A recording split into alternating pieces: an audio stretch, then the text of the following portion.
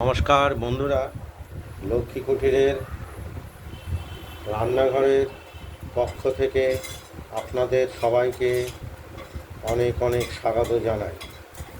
আজকের আরেকটা রেসিপি সর্ষে দিয়ে কুমড়ো ভাজা। আমরা কুমড়োগুলোকে গোট গোট করে কেটে রেখেছি, দেখতেই পাচ্ছেন। এগুলোকে আমরা কড়াইতে তেল গরম করে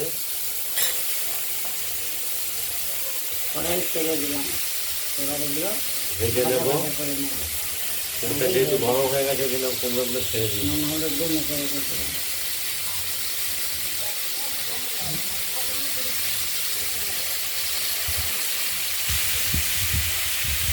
সর্ষে দিয়ে কুমড়ো দিয়ে, সর্ষে দিয়ে ভাজা। সর্ষে ফোড়ন দিয়ে কুমড়ো ভাজা।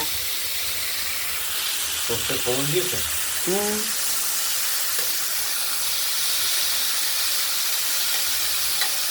এই কুমড়ো ভাজা খেয়ে দেখবেন ভালো লাগে। লঙ্কা চিড়ে দেবো,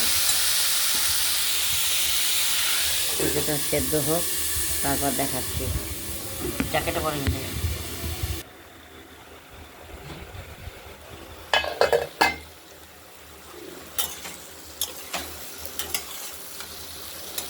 কুমড়োগুলো এখনো ভাজা হয়নি, কিছু শক্ত আছে, আর একটু হলে তারপর দেখাবো।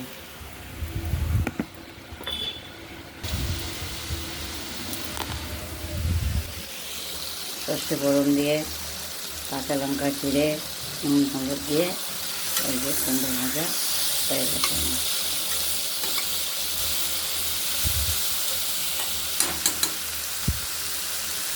ভাজা হয়ে গেছে, এবার ওভেন দিয়ে দিলাম। বন্ধুরা, আজকের মতো এইখানে। সুস্থ থাকবেন, ভালো থাকবেন। টাটা। সাবস্ক্রাইব করবেন, কমেন্ট করবেন, লাইক করবেন, তাহলে নতুন নতুন রেসিপি দেখতে পারবেন।